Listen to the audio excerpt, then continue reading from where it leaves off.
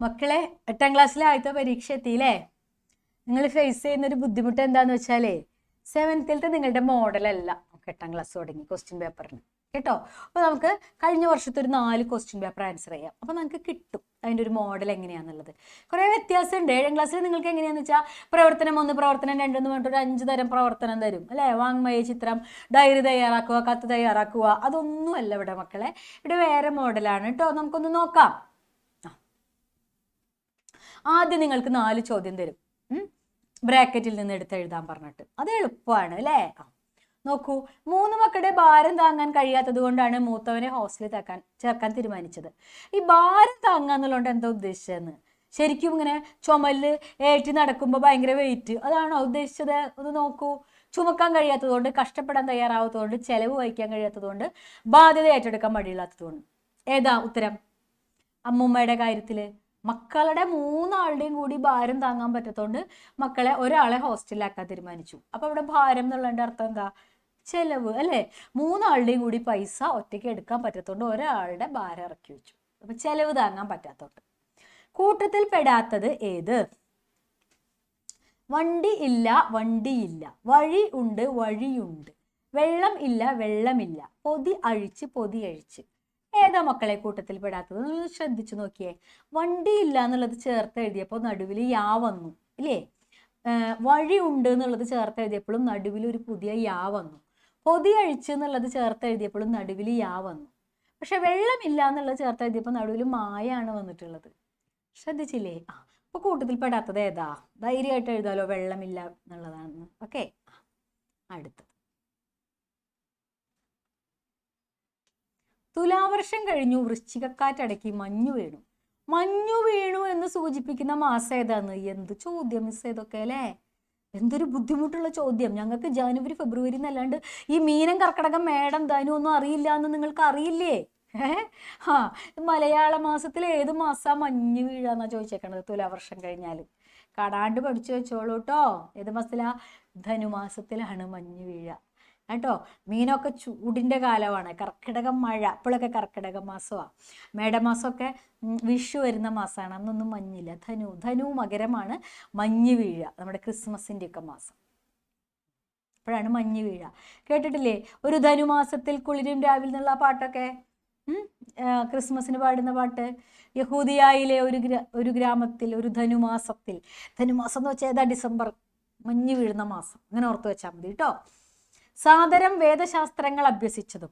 വേദശാസ്ത്രങ്ങൾ എന്ന പദം വിഗ്രഹിക്കുമ്പോൾ വേദവും ശാസ്ത്രവും, വേദശാസ്ത്രങ്ങൾ. ഓക്കെ, അടുത്തത്.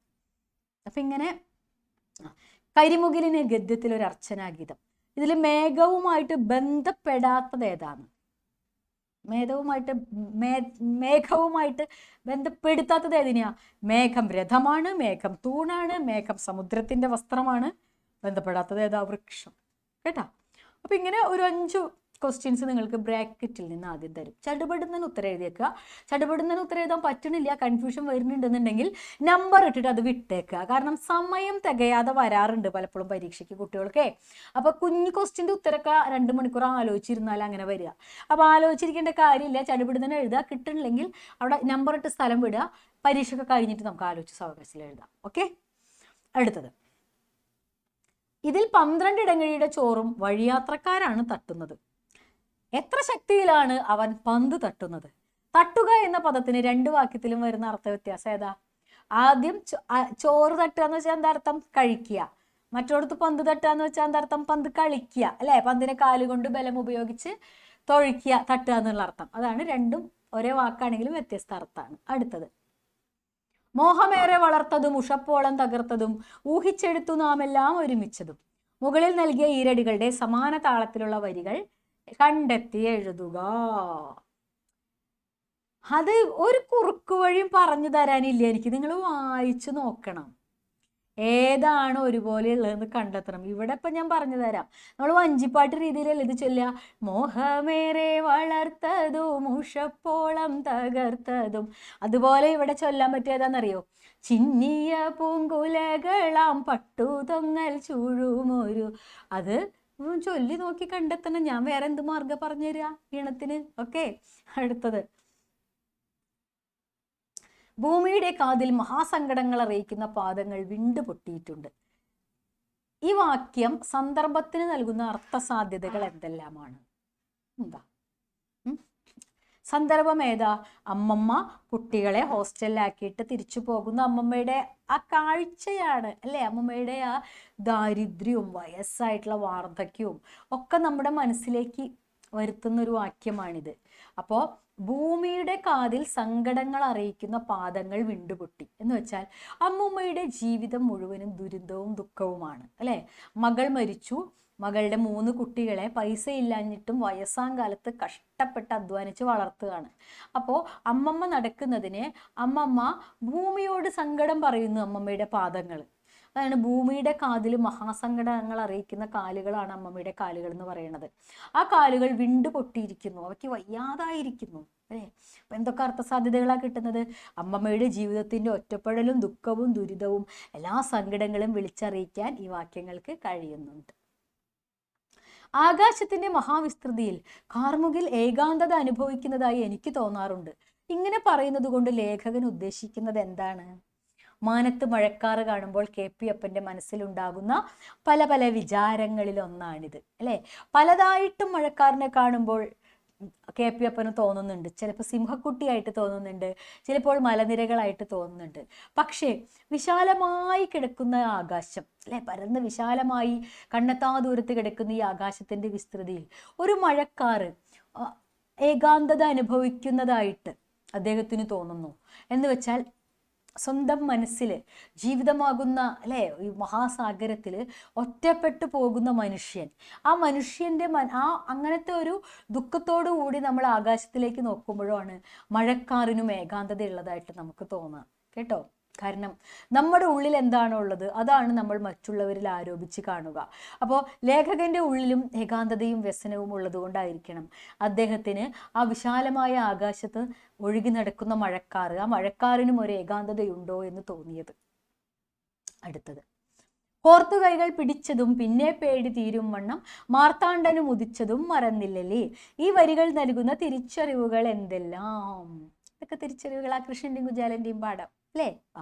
കൃഷ്ണനും കുചാലനും കുട്ടികളായിരുന്നപ്പോൾ വിറകൊടിക്കാൻ കാട്ടിലെത്തുകയും വലിയ പേമാരിയും കൊടുങ്കാറ്റും വരുമ്പോൾ രണ്ടുപേരും ഒരു ഗുഹയ്ക്കുള്ളിൽ ഒളിക്കുന്നു. ഗുഹയ്ക്കുള്ളിൽ ഒളിച്ച് ഒരാൾ മറ്റൊരാളുടെ പേടി തീർക്കാൻ വേണ്ടി, പരസ്പരം താങ്ങാവാൻ വേണ്ടി കൈകൾ കോർത്തു പിടിക്കുന്നു. കുറച്ച് കഴിയുമ്പോഴാണ് സൂര്യൻ ഉദിക്കുന്നത്. ജീവിതത്തിന്റെ കഷ്ടനഷ്ടങ്ങൾ വരുമ്പോൾ, കഷ്ടകാലം വരുമ്പോൾ നമ്മളുടെ കൂടെ കൈകോർത്തു പിടിക്കാൻ ഒരാളുണ്ടെങ്കിൽ അല്ലേ, നമുക്കത് കുറച്ച് ആശ്വാസം നൽകും. അല്ലെങ്കിൽ മനുഷ്യൻ ജീവിതത്തിൽ ദുഃഖങ്ങൾ വരുമ്പോൾ മറ്റുള്ളവരെയാണ് ഒരു ആശ്രയം തേടുന്നത്, മറ്റുള്ളവരിലാണ് എന്നാണ് ഇതിൻ്റെ അർത്ഥസൂചന. അടുത്തത്, എങ്ങനെയാണ് ഇമാതിരി യാത്ര കൊണ്ട് വല്ല ലോകപരിചയവും സമ്പാദിക്കുക? ഇന്ത്യയുടെ ഒരറ്റത്ത് നിന്നും മറ്റേ അറ്റത്തോളം പാഴ്സൽ പോലെ പോയി വരുന്നവരുണ്ട്, പ്രത്യേകിച്ച് ഇക്കാലത്ത്. ഞാൻ ഉദ്ദേശിച്ചത് ഇറങ്ങിയാൽ കയറുന്നത് വരെ കണ്ണു മിഴിച്ചു നോക്കാനും കാണുന്നതൊക്കെ കരൽക്കുളുമയോടെ ഗ്രഹിക്കാനും കൗതുകമുള്ള യാത്രക്കാരെ മാത്രം. വിന്ധ്യ മഹാജലങ്ങൾക്കിടയിൽ, ജോസഫ് മുണ്ടശ്ശേരി. വിന്ധ്യ ഹിമാലയങ്ങൾക്കിടയിൽ യാത്ര അനുഭവവും അനുഭൂതിയും ആകണമെങ്കിൽ അത് എങ്ങനെ ആയിരിക്കണമെന്നാണ് ഈ പരാമർശങ്ങളിൽ നിന്ന് വ്യക്തമാകുന്നത്. കുറിപ്പ് തയ്യാറാക്കുക. ഒരു കാര്യം ഞാൻ ആദ്യമേ പറഞ്ഞേക്കാം നിങ്ങളോട്. നിങ്ങൾക്ക് എപ്പോഴും നിങ്ങൾ പഠിക്കുന്ന പാഠത്തിൽ നിന്ന്, പഠിക്കാനുള്ള പാഠത്തിൽ നിന്ന് ഒരു സെന്റൻസ് തരും. അതാണ് EV കൃഷ്ണപിള്ളയുടെ വഴിയാത്രയിൽ നിന്നൊരു സെന്റൻസ് തന്നിട്ടുള്ളത്. പിന്നെ നിങ്ങൾക്ക് യാതൊരു പരിചയവും ഇല്ലാത്ത ഒരു ഖണ്ഡികയിൽ നിന്നും ഒരു സെന്റൻസ് തരും. അത് വായിക്കുമ്പോൾ തന്നെ ചിലവർക്ക് ടെൻഷൻ കയറും. എന്താ, അയ്യോ ഞങ്ങൾ പഠിച്ചിട്ടുള്ളതല്ലല്ലോ, ഇതെനിക്കൊന്നും മനസ്സിലായില്ലല്ലോ എന്ന് വിചാരിച്ചിട്ട് അടിയിലുള്ള ശരിക്കുള്ള ക്വസ്റ്റ്യൻ വായിക്കാണ്ട് അവരതങ്ങോട്ട് വിടും. അങ്ങനെ ചെയ്യരുത്. നിങ്ങൾ ആകെ ചെയ്യേണ്ടത് എന്താണെന്ന് വെച്ചാൽ, നിങ്ങൾ പഠിക്കാത്ത ഭാഗത്തു നിന്നുള്ള ക്വസ്റ്റ്യൻ ഇതുപോലെ ഒരു പാരഗ്രാഫ് നിങ്ങൾക്ക് അറിയാത്തൊരു സാധനം തന്നിട്ടുണ്ടെങ്കിൽ നിങ്ങൾ അതിന് മൈൻഡ് ചെയ്യേണ്ട കുട്ടികളെ. നിങ്ങൾക്ക് പഠിക്കാനുള്ളടത്തുനിന്ന് ഉത്തരം എഴുതിയാൽ മതി. മനസ്സിലായോ? ശരിക്കും ചോദ്യം എന്താണെന്ന് അടിയിൽ കിടക്കുന്നുണ്ട്. എന്താ, യാത്ര ഒരു അനുഭവവും അനുഭൂതിയും ആകണമെങ്കിൽ അത് എങ്ങനെയായിരിക്കണം, എങ്ങനത്തെ യാത്രയായിരിക്കണം നമുക്ക് നല്ലൊരു അനുഭവവും അനുഭൂതിയും തരണം എന്നാണ് നിങ്ങൾ പഠിച്ചിട്ടുള്ള പാഠത്തിൽ പറയുന്നത്. വഴിയാത്രയിൽ എന്താ പറയുന്നത് അതിൻ്റെ ഉത്തരം മാത്രം എഴുതി വെക്കാൻ പറ്റുമോ? അത് മാത്രം ചെയ്താൽ മാർക്ക് കിട്ടും കേട്ടോ. മറ്റേ പാരഗ്രാഫ് ഞാൻ നല്ലോണം മലയാളം അറിയാവുന്നവരോടല്ല പറയണത്, മലയാളം ടഫായിട്ടുള്ളവരോടാണ് പറയണത്. മലയാളത്തിൽ നല്ല അറിവുള്ളവർ പുറമേ നിന്ന് തന്നിട്ടുള്ള ആ ഭാഗം കൂടി വായിച്ച് രണ്ടും കൂടി കമ്പയർ ചെയ്ത് ഉത്തരം എഴുതുന്നതാണ് നല്ലത്, 100-ൽ 100 കിട്ടാൻ. എനിക്ക് 100-ൽ 100 വേണ്ട, ഞാനൊരു 80-85 കൊണ്ട് തൃപ്തിപ്പെട്ടോളാം മിസ്സേ എന്നുള്ളവരാണെങ്കിൽ ആ പുറമേ നിന്ന് തന്നിട്ടുള്ള സാധനം കണ്ട് പേടിക്കാതെ അതിനെ ജസ്റ്റ് ഒന്ന് അവഗണിച്ചേക്ക്. വെറുതെ നോക്കുന്ന ആളുടെ തൃപ്തിക്ക് വേണ്ടി അതിൽ നിന്ന് 1-2 സെന്റൻസ് നിങ്ങൾ വെറുതെ എടുത്ത് എഴുതിയാലും കുഴപ്പമില്ല കേട്ടോ. പ്രധാനമായിട്ടും നമ്മൾ പഠിച്ചിട്ടുള്ളതിനെ ഫോക്കസ് ചെയ്തിട്ട് ഉത്തരം എഴുതിയാൽ മതി. അപ്പോൾ യാത്ര ഒരനുഭവവും അനുഭൂതിയും ആകണമെങ്കിൽ അത് എങ്ങനെയായിരിക്കണം എന്നാണ് നമ്മുടെ വഴിയാത്ര എന്നുള്ളതിൽ പറയുന്നത്. എങ്ങനെയായിരിക്കണം? പറയുന്നുണ്ടല്ലോ ഇല്ലേ, എന്താണ്? യാത്രക്കാർ തമ്മിൽ നല്ലപോലെ സംസാരിക്കണം എന്നാണ് പറയുന്നത്. ആ വഞ്ചി യാത്രയൊക്കെ പറയണില്ലേ? മുൻപുള്ള യാത്രകൾ എങ്ങനെയായിരുന്നു? നല്ല രസകരമായിരുന്നു. ഇപ്പോഴത്തെ യാത്രകളിലേക്ക് ആളുകൾ തങ്ങളിലേക്ക് ചുരുങ്ങിപ്പോയി. അതായത് 3 കാലഘട്ടത്തിലെ യാത്രകളെ കുറിച്ച് പറയുന്നുണ്ട്. അതിൽ 3ാമത്തെ കാലഘട്ടം എത്തുമ്പോഴും യാത്രകൾ കൊള്ളൂലെന്നായി അല്ലേ? അപ്പൊ അതങ്ങ് വിശദീകരിച്ച് എഴുതിയാൽ മതി. പണ്ട് കാലത്ത് യാത്രകൾ വളരെ രസകരമുള്ളതായിരുന്നു. എല്ലാവരോടും വർത്തമാനം പറഞ്ഞിട്ടാണ് യാത്ര ചെയ്തിരുന്നത്. വഴിയിൽ പോകാനുള്ള പൊതിച്ചോറ് കെട്ടിയെടുക്കും, അത് വഴിയിലുള്ള ഏതെങ്കിലും വീടുകളിൽ കയറിയിരുന്ന് കഴിക്കും, അപ്പൊ വീട്ടുകാരുമായിട്ട് സംസാരിക്കും അല്ലേ?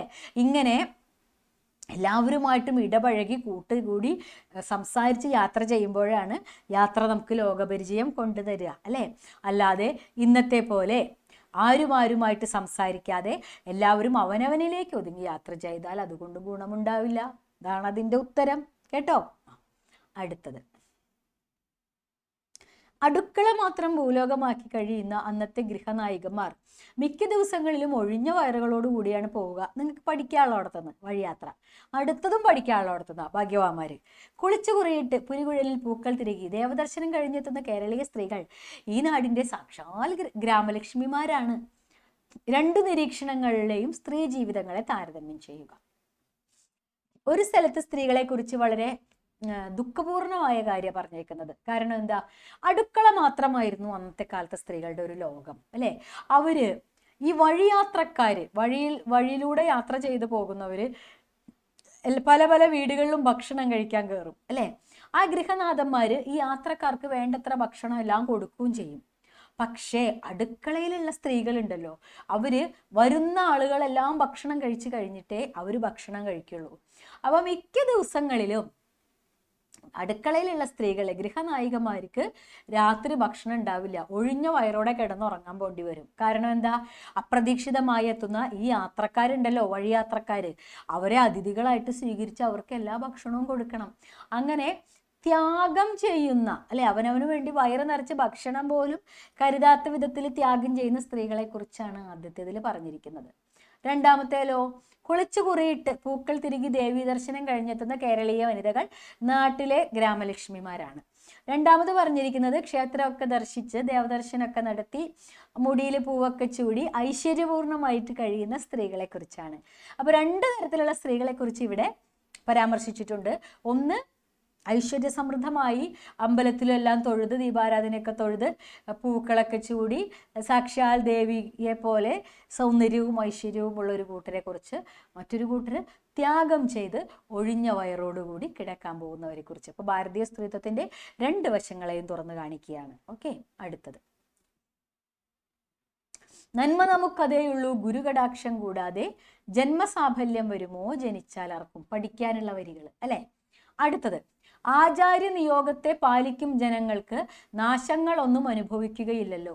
എൻ്റെ മിസ്സേ, പഠിച്ചതല്ലാതെ ഒരു വരി കവിത വന്നാൽ എനിക്ക് വായിക്കാൻ അറിയില്ല എന്നുള്ളവരുണ്ടെങ്കിൽ ആ രണ്ടാമത്തത് നിങ്ങൾക്ക് പഠിച്ചതല്ല എന്ന് മനസ്സിലാവുമല്ലോ. അതായത് അവനവന് പഠിക്കാനുള്ള കവിത ഏതാ, അവനവൻ പഠിക്കാത്ത കവിത ഏതാന്ന് കണ്ടാൽ മനസ്സിലാവണം. അത് നിങ്ങളുടെ ഉത്തരവാദിത്തം കേട്ടോ.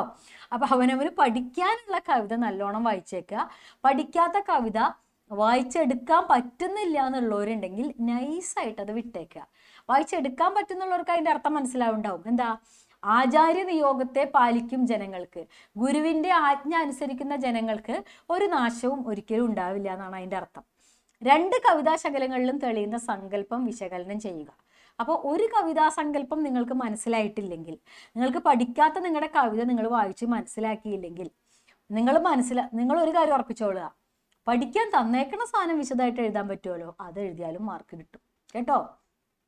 പഠിക്കാനുള്ള കവിതയിൽ തന്നിട്ടുള്ള അതേ ആശയം തന്നെ ആയിരിക്കും പഠിക്കാത്ത കവിതയിലത്തെ വരികളിലും ഉള്ളത്. അപ്പം നിങ്ങൾക്ക് ധൈര്യമായിട്ട് രണ്ടിൻ്റെയും ആശയം എഴുതാം. കാരണം ഒന്നാണല്ലോ മക്കളെ. നിങ്ങൾക്ക് കാര്യം വായിച്ച് പിടികിട്ടിയിട്ടില്ല എന്ന് ക്വസ്റ്റ്യൻ പേപ്പറും ആൻസർ പേപ്പറും നോക്കുന്ന ടീച്ചർക്ക് മനസ്സിലാവില്ലല്ലോ. അവർ വിചാരിക്കും നിങ്ങൾക്കൊക്കെ മനസ്സിലായിന്ന്. രണ്ടിലും ഒരേ ആശയമാണ് അങ്ങോട്ട് എഴുതിക്കോളുക. രണ്ടിലും ഒരേ ആശയമുള്ളതേ വരുള്ളൂ. ധൈര്യമായിട്ട് എഴുതിക്കോളുക കേട്ടോ. അപ്പം എന്താണ്? അപ്പോൾ തെളിയുന്ന കവിതാശകലത്തിൽ തെളിയുന്ന സങ്കല്പം എന്താണ്? നമുക്ക് ആദ്യം പറയാം. എന്താണ്? ഗുരുകടാക്ഷം കൂടാതെ ജന്മസാഫല്യം വരുമ്പോൾ ജനിച്ചാലാർക്ക്. നമുക്ക് ആ സന്ദർഭം തൊട്ട് അങ്ങോട്ട് തുടങ്ങാം. കൃഷ്ണനെയും കുചേലനെയും അല്ലെ, കൃഷ്ണന്റെയും കുചേലന്റെയും കഥയാണിത്. കൃഷ്ണനും കുചേലനും വിറക് വെച്ച് നമസ്കരിക്കുമ്പോൾ സാന്ദീപനി മഹർഷി അനുഗ്രഹിക്കുകയാണ്. എന്നിട്ട് കൃഷ്ണൻ പറയാണ്, മനുഷ്യനായി ജനിച്ചു കഴിഞ്ഞാൽ ഗുരുവിൻ്റെ അനുഗ്രഹം കൊണ്ടേ നന്മയുണ്ടാവുള്ളൂ എന്നാണ് ആദ്യത്തെ വരികളിൽ രാമപുരത്ത് വാര്യർ പറയുന്നത്. അത് കഴിഞ്ഞിട്ട് രണ്ടാമത്തെ വരികളിൽ എന്താണെന്ന് നമുക്കറിയില്ല, നമുക്കത്ര മലയാളം അറിയില്ല എന്ന് വിചാരിക്കും. പക്ഷേ ആദ്യത്തെ വരികളിൽ ഇതാണ് പറഞ്ഞിട്ടുള്ളത് എന്നുള്ളത് കൊണ്ട് രണ്ടാമത്തെ വരികളിലും ഇങ്ങനെ തന്നെയാവും. അതുകൊണ്ട് നമുക്കത് തന്നെ എഴുതി വെക്കാം. എന്താണ്? ഗുരുവിൻ്റെ അനുഗ്രഹമാണ് എല്ലാ നന്മയ്ക്കും കാരണം എന്നാണ് രണ്ടാമത്തെ വരിയിലും എഴുത്തച്ഛൻ പറയുന്നത്. രണ്ടാമത്തെ വരി എഴുത്തച്ഛനെ എഴുതിയിട്ടുള്ളതെന്ന് ക്വസ്റ്റ്യൻ പേപ്പറിലുണ്ടല്ലോ. വെച്ച് തള്ളിക്കൊള്ളുക, മാർക്ക് കിട്ടും കേട്ടോ. അപ്പോൾ ഗുരുവിൻ്റെ മഹത്വത്തെക്കുറിച്ചാണ്, ഗുരു നൽകേണ്ട അനുഗ്രഹത്തെക്കുറിച്ച് തന്നെയാണ് രണ്ടാമത്തെ വരിയിൽ എഴുത്തച്ഛനും പറയുന്നത്. രണ്ട് വരികളിലെയും ആശയം ഒന്ന് തന്നെയാണ്. ശിഷ്യന്മാർ ഗുരുവിൻ്റെ ആജ്ഞ അനുസരിക്കേണ്ടതിൻ്റെ പ്രാധാന്യം അല്ലേ, അല്ലെങ്കിൽ ഗുരുവിൻ്റെ അനുഗ്രഹം കൊണ്ട് നമുക്കുണ്ടാവുന്ന നന്മ എന്ന് എഴുതി വെക്കുക. ഇപ്പൊ സൂത്രം പിടികിട്ടിയാലോ അല്ലേ? ഒരു കവിത നിങ്ങൾക്ക് പഠിക്കാനുള്ള കവിത വായിക്കുക, അത് തന്നെ ആയിരിക്കും അടുത്തേലും ആശയം റിപ്പീറ്റ് ചെയ്ത് വരിക. അതുകൊണ്ട് നിങ്ങൾ അതേ ആശയം തന്നെ വാക്യത്തിന്റെ ഘടനയൊക്കെ അങ്ങോട്ടും ഇങ്ങോട്ടും ഒന്ന് മാറ്റിയിട്ട് എഴുതുക. ഇത് തന്നെയാണ് രണ്ടാമത്തെ വരിയിൽ നിന്ന് എഴുതിയ മാർക്ക് കിട്ടും. ആവില്ലൊരിക്കലും ഗാനകലയിൽ ആറാടുവാൻ എനിക്കിമ്മട്ടിൽ വിഷുത്തലേന്ന് അക്കിത്തം.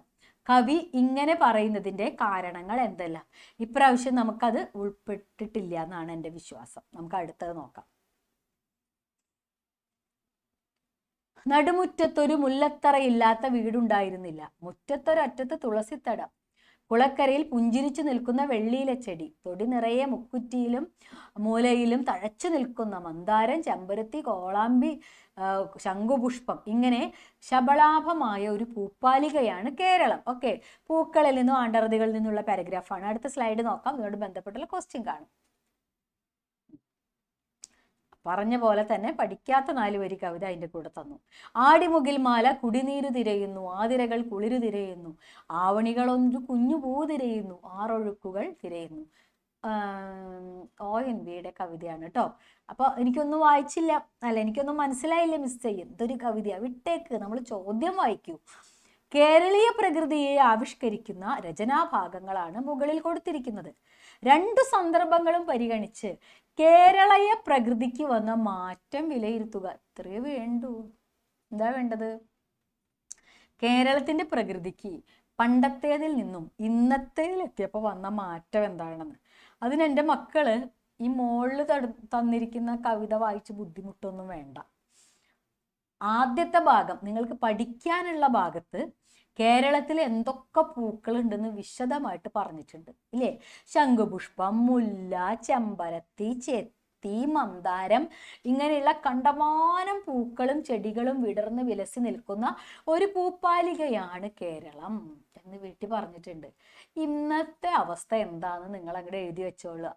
ഇന്ന് ഈ പറയുന്ന പൂക്കളൊന്നും അധികം കാണാനില്ല. തുമ്പയും മുക്കുറ്റിയും ഒക്കെ വളരെ കഷ്ടപ്പെട്ടാലേ നമുക്ക് കാണാൻ പറ്റുള്ളൂ. കേരളം മുഴുവൻ വീടുകൾ തിങ്ങി നിറഞ്ഞു വരികയാണ്, പാടങ്ങൾ നികത്തി വരെ വീട് വെക്കുകയാണ്.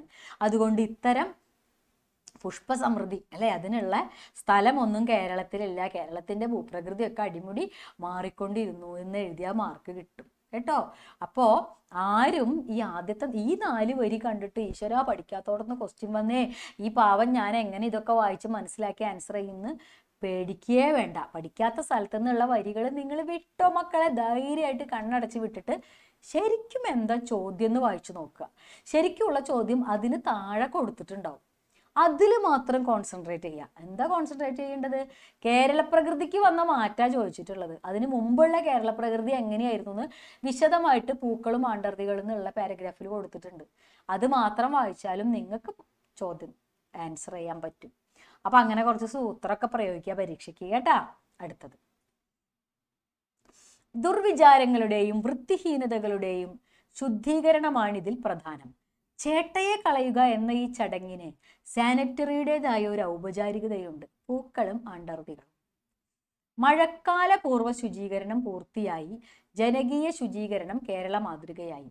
പാഠസന്ദർഭവും പത്രവാർത്തയും വിശകലനം ചെയ്ത് പരിസര ശുചിത്വവും ആരോഗ്യമുള്ള തലമുറയും എന്ന വിഷയത്തിൽ പ്രഭാഷണം തയ്യാറാക്കുക. എളുപ്പമല്ലേ? പ്രഭാഷണം എന്ന് വെച്ചാൽ മക്കളെ പ്രസംഗമാണ്. അപ്പൊ നമ്മളൊരു പ്രഭാഷണം തുടങ്ങേണ്ടത് എങ്ങനെയാ? ആദ്യം തന്നെ പ്രിയമുള്ളവരെ എന്ന് വിളിച്ചിട്ട് വേണം കേട്ടോ. അപ്പൊ ഇത് നമുക്കൊന്ന് തയ്യാറാക്കി നോക്കാം. പ്രിയമുള്ളവരെ, സന്ദർഭം എന്താ? എന്താ വിഷയം? എന്താ? പരിസര ശുചിത്വവും ആരോഗ്യമുള്ളത്. അപ്പൊ അത് നമ്മൾ ആദ്യം പറയാം. എന്താണ്?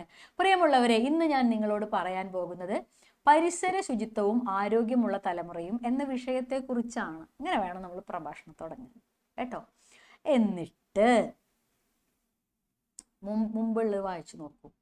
മഴക്കാല പൂർവ്വ ശുചീകരണം പൂർത്തിയാക്കിയിട്ട് കേരളം മാതൃകയായി.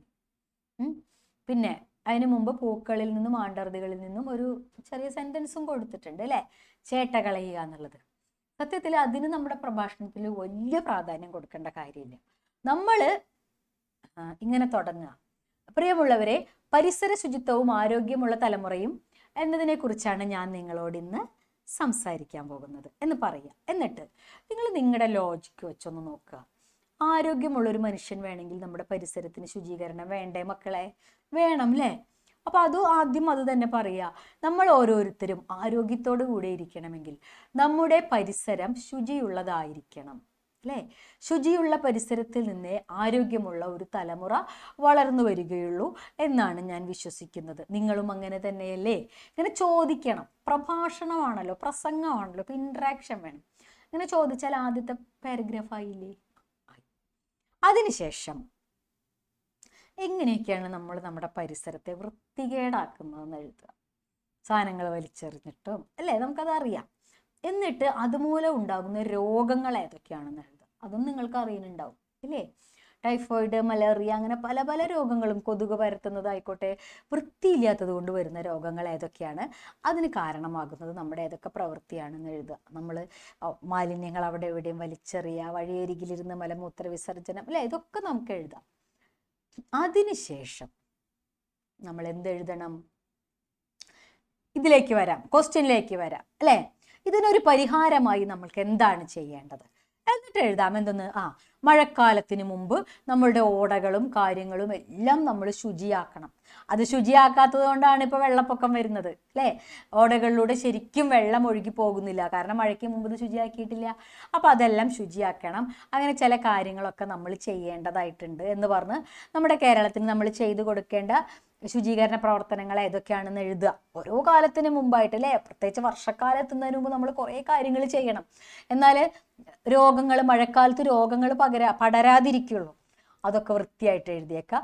അപ്പോൾ എന്നിട്ട് അവസാനം ഇത്രയും പറഞ്ഞുകൊണ്ട് ഞാൻ എൻ്റെ വാക്കുകൾ അവസാനിപ്പിക്കുന്നു എന്ന് പറയണം. പ്രസംഗമാണല്ലോ.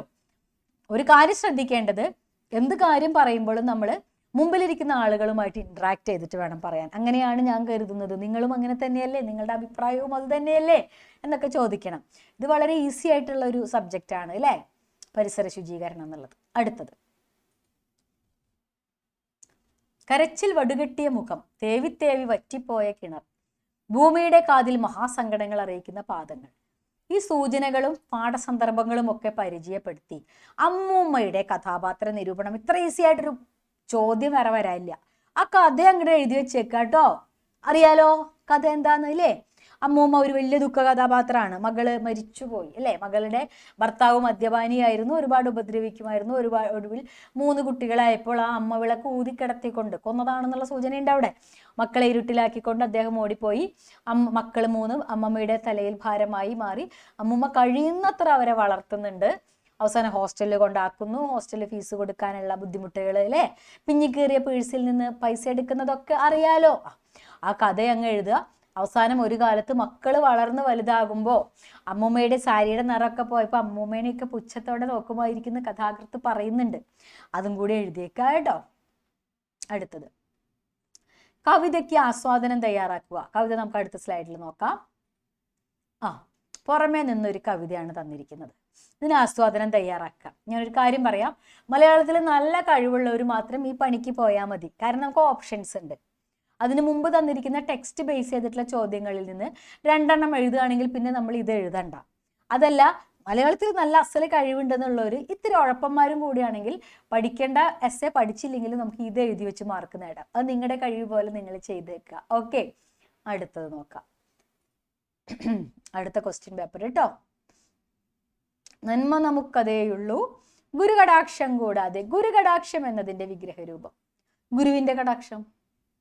ഓക്കെ, പേരക്കുട്ടികൾക്ക് വിളമ്പിക്കൊടുക്കുന്ന കഞ്ഞിയിൽ കണ്ണീരുപ്പ് എത്ര വീണലിഞ്ഞിട്ടുണ്ടാവും. കണ്ണീരുപ്പ് എന്ന പദത്തിന്റെ അർത്ഥം എന്താണ്?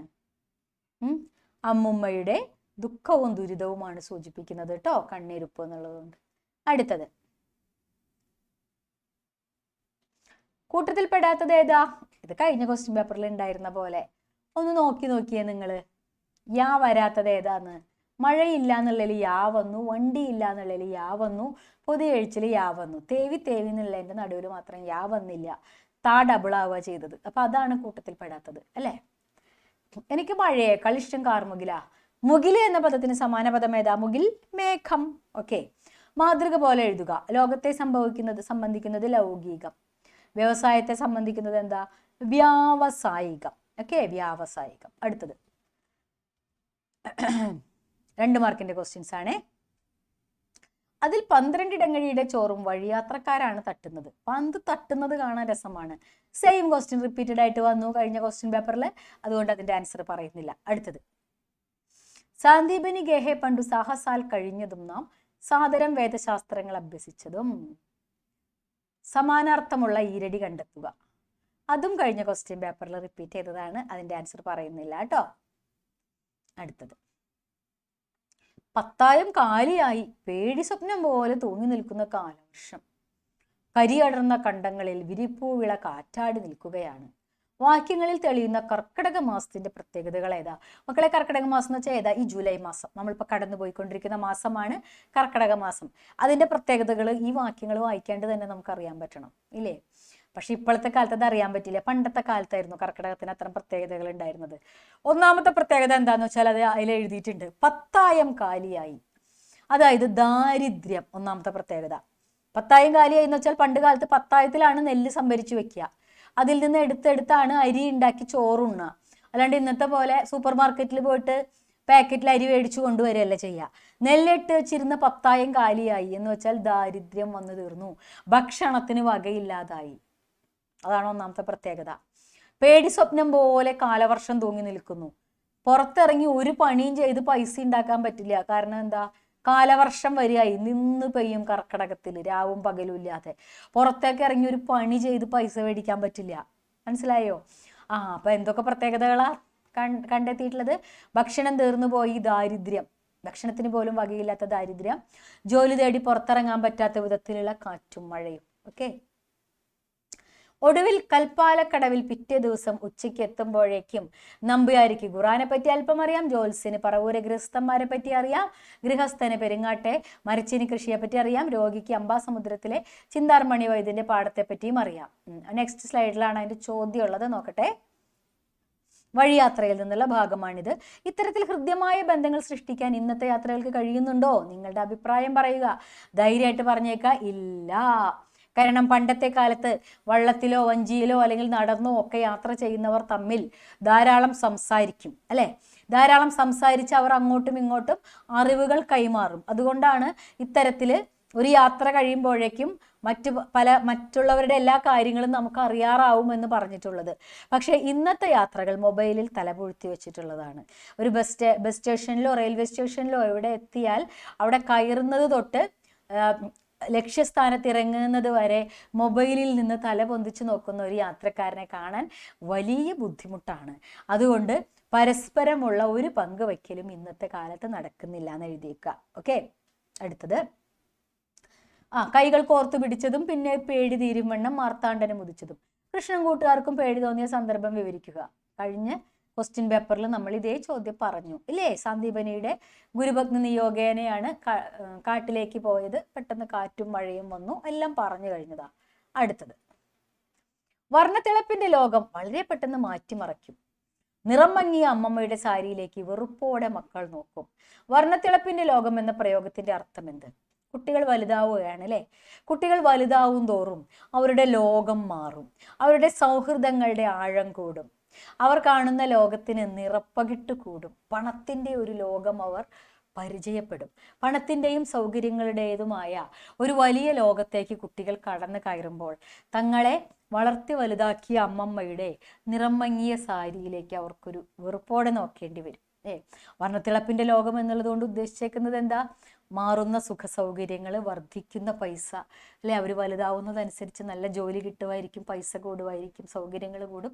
ഇതൊക്കെയാണ് സൂചിപ്പിക്കുന്നത്. അന്നത്തെ വർത്തമാന പത്രങ്ങളായിരുന്നു വഴിപോക്കർ. വഴിയാത്രക്കാരെ വർത്തമാന പത്രങ്ങളായി ചിത്രീകരിച്ചിരിക്കുന്നത് എന്തുകൊണ്ടാണ് അറിയാലോ? അന്നത്തെ യാത്ര എന്ന് പറയുന്നത് എല്ലാവരുമായിട്ട് ധാരാളം സംസാരിച്ചു കൊണ്ടുള്ള ഒരു യാത്രയായിരുന്നു. പലപ്പോഴും വഴിയിൽ കഴിക്കേണ്ട ഭക്ഷണം പോലും അവർ കരുതില്ല കയ്യിൽ. വഴിയിൽ കണ്ടൊരു വീട്ടിൽ കയറിയിരുന്ന് അവിടെ നിന്ന് ഭക്ഷണം കഴിക്കും. ഇല്ലെങ്കിൽ കയ്യിൽ പൊതിച്ചോറ് കരുതിയിട്ടുണ്ടെങ്കിൽ കൂടി ആ പൊതിച്ചോറുമായി വഴിയിൽ കണ്ടൊരു വീട്ടിൽ കയറിയിരുന്ന് അവിടെ നിന്നും കൂടി കറികൾ എടുത്ത് ഭക്ഷണം കഴിക്കും. ഈ സമയത്ത് ധാരാളം സംസാരം, വർത്തമാനം കൈമാറും അല്ലെ? ലോകവിശേഷങ്ങളെല്ലാം കൈമാറും. ഇങ്ങനെ ലോകത്തിൻ്റെ മുക്കിലും മൂലയിലുമുള്ള വിശേഷങ്ങൾ ആ ഗൃഹസ്ഥന്മാരുടെ കാതിലെത്തിക്കാനും ഈ ഗൃഹസ്ഥന്മാരുടെ വിശേഷങ്ങൾ മറ്റു വീടുകളിൽ എത്തിക്കാനുമുള്ള പത്രങ്ങളെ പോലെ വഴിയാത്രക്കാർ പ്രവർത്തിച്ചു. അടുത്ത ചോദ്യം, താപം പൂണ്ടു താനെ പുറപ്പെട്ട നേരം കുളിർന്നു നാം പേടിച്ചു വിറകം കൊണ്ട് അരികിൽ ചെന്നതും. ഗുരുവിൻ്റെയും ശിഷ്യരുടെയും അവസ്ഥ ഈ വരികളിൽ ആവിഷ്കരിച്ചിരിക്കുന്നത് എങ്ങനെയാണ്? ശിഷ്യർ പേടിച്ച് വിറച്ചിരിക്കുകയാണ് അല്ലെ? ഒന്നാമത്തെ കാരണം, 2 കൊച്ചുകുട്ടികൾ തനിയെ കാട്ടിൽ വിറകുടിക്കാൻ പോവുകയും വലിയ പേമാരിയും കൊടുങ്കാറ്റും വന്ന് ഇരുട്ട് വന്നപ്പോൾ അവർ നല്ലോണം ഭയന്നുപോയി. പ്രകൃതിയുടെ ഭാവമാറ്റത്തിൽ ഭയന്നുപോയി. അതുമാത്രമല്ല, സമയത്തിന് വിറക് കൊണ്ട് ചെല്ലാഞ്ഞാൽ ഗുരു കോപിക്കുമോ എന്നും പേടിച്ചു. ഗുരുവിൻ്റെ കോപത്തിനോടുള്ള പേടിയുമുണ്ട്, പ്രകൃതിയുടെ ഭാവവ്യത്യാസത്തിനോടുള്ള പേടിയുമുണ്ട്. അതാണ് ശിഷ്യരുടെ അവസ്ഥ. ഗുരുവിൻ്റെ അവസ്ഥ എങ്ങനെയാണ്? ഗുരു തൻ്റെ ശിഷ്യരെ കാണാഞ്ഞ് വിഷമിച്ച് ചെല്ലുകയാണ് അല്ലേ? ശിഷ്യരെ വിറകൊടിക്കാൻ വിട്ടതിൽ ഗുരുഭഗ്നിയോട് ഗുരുവിന് കുറച്ച് കോപം കൂടിയുണ്ട്. എന്നാലും ശിഷ്യർക്ക് എന്തെങ്കിലും അപകടം പറ്റിയോ എന്ന് വിചാരിച്ച് ചെല്ലുമ്പോഴാണ് ഇവർ വിറകം കൊണ്ടുവന്ന് നമസ്കരിക്കുന്നത്. അപ്പോൾ ശിഷ്യർക്കൊന്നും പറ്റിയിട്ടില്ല എന്നുള്ള ആശ്വാസവും അതേസമയം തൻ്റെ ശിഷ്യർ ഇത്രയും ഗുരുഭക്തി ഉള്ളവരാണല്ലോ എന്ന് അറിഞ്ഞപ്പോൾ ശിഷ്യന്മാരോടുള്ള വാത്സല്യവും രണ്ടും കൂടി കലർന്ന നിലയിലാണ് ഗുരുവിൻ്റെ മാനസികാവസ്ഥ. ഓക്കെ, അടുത്തത്, എനിക്കത് പ്രചോദനത്തിൻ്റെ നീലക്കാറാണ്. ചിലപ്പോൾ ചെറിയ കൊടുമുടികളായി പ്രത്യക്ഷപ്പെടും, നീലക്കാർ പർവ്വതമായി മാറുന്നു. ചിലപ്പോൾ മേഘം ലേഖകന്റെ മനസ്സിലുണർത്തിയ ചിന്തകൾ, ഇതുപോലെ മേഘക്കാഴ്ചകൾ നിങ്ങളിൽ ഉളവാക്കിയ ചിന്തകൾ. അത് ഞാൻ പറഞ്ഞു തരേണ്ട ആവശ്യമില്ല. നിങ്ങൾ ആകാശം നോക്കി കുറച്ചു നേരം മലന്ന് കിടക്കുക, മേഘങ്ങൾ ഇങ്ങനെ പോണ കാണാം. കാർമേഘം ആവണമെന്നില്ല, ഏത് മേഘമായാലും ആ മേഘം നിങ്ങളുടെ മനസ്സിൽ എന്തൊക്കെ ചിന്ത ഉണർത്തുന്നുണ്ടെന്ന് നിങ്ങൾ അങ്ങോട്ട് എഴുതുക കേട്ടോ. പലതുമായിട്ട് തോന്നാം അല്ലേ? പല കാര്യങ്ങളും തോന്നാറുണ്ട്. അത് സൈക്കോളജി എപ്പോഴും പറയുക എങ്ങനെയാന്ന് വെച്ചാൽ, സത്യത്തിൽ ഒരു ഡെഫിനറ്റ് ആയിട്ടുള്ള നിശ്ചിതമായിട്ടുള്ള ഒരു രൂപമില്ല മേഘത്തിന്. നിങ്ങൾ മേഘത്തെ എങ്ങനെ കാണുന്നു എന്നുള്ളത് നിങ്ങളുടെ മനസ്സിലുള്ള വികാരങ്ങളുടെ അടിസ്ഥാനത്തിലായിരിക്കുന്ന പറയുക. അതാണ് സൈക്കോളജി. പ്രശസ്തമായ ഒരു ഇങ്ക്ബ്രോ ടെസ്റ്റ് ഒക്കെ ഉണ്ട് അല്ലേ? ഒരു വെള്ളക്കടലാസിലേക്ക് നമ്മൾ മഷി ഇങ്ങനെ കുടയും, ഇവിടെ എന്തുട്ടാ കാണണേന്ന് ചോദിക്കും. നമ്മുടെ മനസ്സിലുള്ള സാധനങ്ങളാണ് ഇത്രയും നമ്മൾ അതിൽ കാണുക. അതുപോലെയാണ് മേഘങ്ങളെ കാണുക. നിങ്ങളെന്താ കാണുക? കൊച്ചുകുട്ടികളെ അല്ലേ? നിങ്ങൾ എന്തൊക്കെയാ കാണുക? അത് നിങ്ങളുടെ ഇഷ്ടം അല്ലേ? വളരെ ചെറിയ LKG-കാരൊക്കെയാണ് നോക്കുന്നുണ്ടെങ്കിൽ ഐസ്ക്രീമൊക്കെ കാണുമായിരിക്കും, കോൺ ഐസ്ക്രീമൊക്കെ കാണുമായിരിക്കും മേഘം അല്ലേ? നിങ്ങൾ നിങ്ങളുടെ പ്രായത്തിനനുസരിച്ച് എന്താ കാണുക എനിക്കറിയില്ല, നിങ്ങൾ എഴുതിക്കോളൂ കേട്ടോ എന്താ കാണുക എന്നുള്ളത്. അടുത്തത്, തേവി തേവി വറ്റിപ്പോയ കിണർ, കരച്ചിൽ വടുകിട്ടിയ മുഖം. അമ്മമ്മ എന്ന കഥാപാത്രത്തെ നിരൂപണം ചെയ്യുക. ഒരിക്കൽ പറഞ്ഞു കഴിഞ്ഞതാണ്. അടുത്ത ചോദ്യം, അധ്വാനിക്കുക, അനുഭവിക്കുക, ആഹ്ലാദിക്കുക. പ്രകൃതിയും പൂക്കളും ആണ്ടർതികളും ഒരുക്കി തരുന്നു ഇതിനുള്ള സാഹചര്യം. ഇന്ന് എല്ലാം നഷ്ടപ്പെട്ട സൗഭാഗ്യത്തിന്റെ സ്വപ്നങ്ങളാണ്. ഓക്കെ, പൂക്കളും ആണ്ടർതികളും വീട്ടി ഭക്തതിരിപ്പാടിന്റെ ഈ നിരീക്ഷണവും കേരളത്തിലെ ഇന്നത്തെ സാമൂഹിക സാഹചര്യങ്ങളും പരിഗണിച്ച് അധ്വാനവും ആഘോഷവും എന്ന വിഷയത്തിലാണ് ഉപന്യാസം. ഉപന്യാസം തയ്യാറാക്കുക എങ്ങനെയാണെന്ന് അറിയാലോ. ഹെഡിങ് കൊടുക്കണം, 4 പാരഗ്രാഫ് വേണം. ആദ്യത്തെ പാരഗ്രാഫ് ഒരു ഇൻട്രൊഡക്ഷൻ ആയിരിക്കണം. എന്താണ് നമ്മുടെ വിഷയം ഇന്നത്തെ? അധ്വാനവും ആഘോഷവും അല്ലേ. ആദ്യം തന്നെ നമുക്ക് എഴുതാം, നമ്മുടെ എല്ലാ ആഘോഷങ്ങളും ഉണ്ടല്ലോ, കേരളത്തിലെ എല്ലാ ആഘോഷങ്ങളും അധ്വാനത്തോട് ബന്ധപ്പെട്ടിരിക്കുന്നു. ഏതൊക്കെയാണ് കേരളത്തിന്റെ പ്രധാന ആഘോഷങ്ങൾ? നിങ്ങൾക്ക് പൂക്കളും ആണ്ടർതികളും എന്ന പാഠത്തിൽ തരുന്നുണ്ട് ഏതൊക്കെ ആഘോഷങ്ങൾ. ഏതൊക്കെയാണ്? ഓണം, വിഷു, തിരുവാതിര എന്നിവയാണ് കേരളത്തിന്റെ പ്രധാനപ്പെട്ട ആഘോഷങ്ങൾ. ഈ മൂന്നും നമ്മുടെ അധ്വാനവുമായിട്ട് ബന്ധപ്പെട്ടിരിക്കുന്നവയാണ്. എങ്ങനെയാണെന്ന് നോക്കാം ഇനി. ഓണം എപ്പോഴാണ് വരുന്നത്? കൊയ്ത്തെല്ലാം കഴിഞ്ഞ് സമൃദ്ധിയായി. ഇപ്പോഴത്തെ കാര്യമല്ല, ഇപ്പൊ എന്നും സമൃദ്ധിയായി അല്ലെ. പണ്ടത്തെ കാലത്ത് കേരളത്തിൽ ഓണം വരിക സമൃദ്ധിയായിരിക്കുന്ന ഒരു കാലത്താണ്. അതായത് കർക്കിടക മാസം, പഞ്ഞക്കർക്കിടകം ഒക്കെ കഴിഞ്ഞ് ചിങ്ങവെയിലൊക്കെ ഉദിച്ചു കഴിഞ്ഞ് ആളുകളുടെ കയ്യിൽ ഇത്തിരി പൈസയൊക്കെ ആയി കഴിയുമ്പോഴാണ് അല്ലേ ഓണം വന്നെത്തുക. അപ്പോൾ ഓണം ആഘോഷത്തിൻ്റെ ഒരു കാലത്ത് നമ്മൾ അധ്വാനിച്ച് കൂട്ടി വെച്ചത് എടുത്ത് ആഘോഷിക്കാനുള്ളൊരു സമയത്താണ് ഓണം വന്നെത്തുക. ഇനി ഓണത്തിനെ പറ്റി അടിച്ചു പൊളിച്ച് വായിലുള്ളതൊക്കെ അങ്ങനെ എഴുതിക്കൊള്ളുക. ഓക്കെ, ഇനി വിഷു എന്നാ വന്ന് വെട്ടുക? മുണ്ടകൻ കൊയ്ത്തെല്ലാം കഴിയുമ്പോൾ സമൃദ്ധിയുടെ ഒരു ഉത്സവമായിട്ടാണ് വിഷു വന്നെത്തുക അല്ലേ. അടുത്ത വർഷം നമുക്ക് എന്തൊക്കെ അനുഭവിക്കണം, നമുക്ക് എന്തൊക്കെ ആഗ്രഹങ്ങളുണ്ട്, എന്തൊക്കെ നമ്മൾ കിട്ടണം എന്ന് ആഗ്രഹിക്കുന്നു, അതാണ് നമ്മൾ വിഷുക്കണിയായിട്ട് ഒരുക്കി വെക്കുക. വിഷുക്കണിയിൽ എന്തൊക്കെയാണ് വെക്കുക നിങ്ങൾക്ക് അറിയാലോ, അതിൻ്റെ പേരൊക്കെ എഴുതുക. അങ്ങനെ സമൃദ്ധിയുടെ ഉത്സവമാണ്. തിരുവാതിരയും ഐശ്വര്യത്തിൻ്റെ ഉത്സവമാണ് അല്ലേ. നല്ല ഭർത്താവിനെ കിട്ടാൻ വേണ്ടി സ്ത്രീകൾ നോൽക്കുന്ന ഉത്സവമാണ്.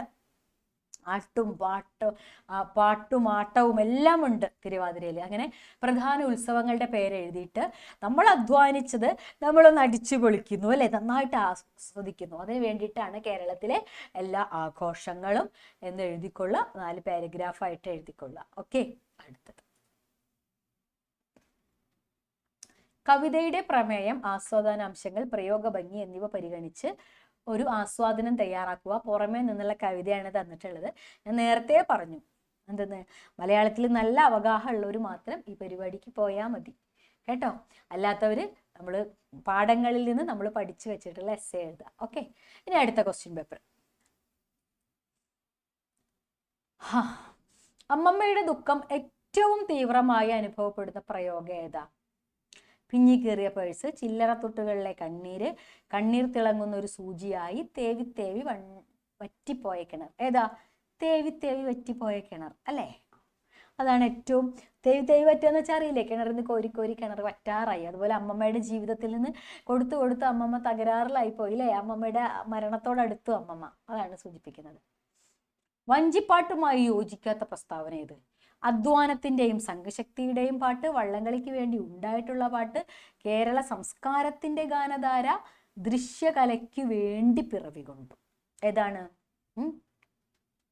നിങ്ങൾക്കറിയാലോ ഏതാണ് അല്ലേ. ഏതാണ്? യോജിക്കാത്തതാണ്.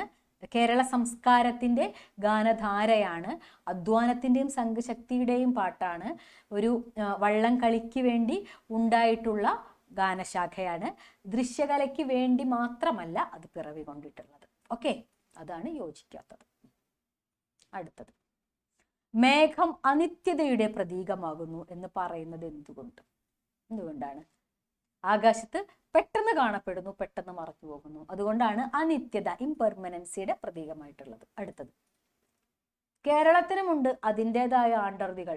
അടിവരയിട്ട പദം വിഗ്രഹിക്കുക. ആണ്ടറുതി, ആണ്ടിന്റെ അറുതി. അടുത്തത്, വിട്ടുപോയവ. കൃഷി കാർഷികമാണെങ്കിൽ ഡാഷ് ഇട്ടിട്ട് ലൗകികം. ഏതാ? ലോകം ലൗകികം, ആത്മാവ് ആത്മീയം. കേട്ടോ, നമ്മൾ നേരത്തെ കഴിഞ്ഞ ക്വസ്റ്റ്യൻ പേപ്പറിൽ പഠിച്ചു. ലോകം ലൗകികമാണെങ്കിൽ വ്യവസായം എന്തായിരിക്കും? വ്യാവസായികം എന്ന് പറഞ്ഞു തന്നു. ഇവിടെ ലൗകികം ഇട്ടിട്ട് അപ്പുറത്തെയാണ് ചോദിച്ചേക്കുന്നത്. അന്നത്തെ വർത്തമാന പത്രങ്ങളായിരുന്നു വഴിപോക്കർ. ഉത്തരം പറഞ്ഞു കഴിഞ്ഞതാണ്. അടുത്ത ചോദ്യം,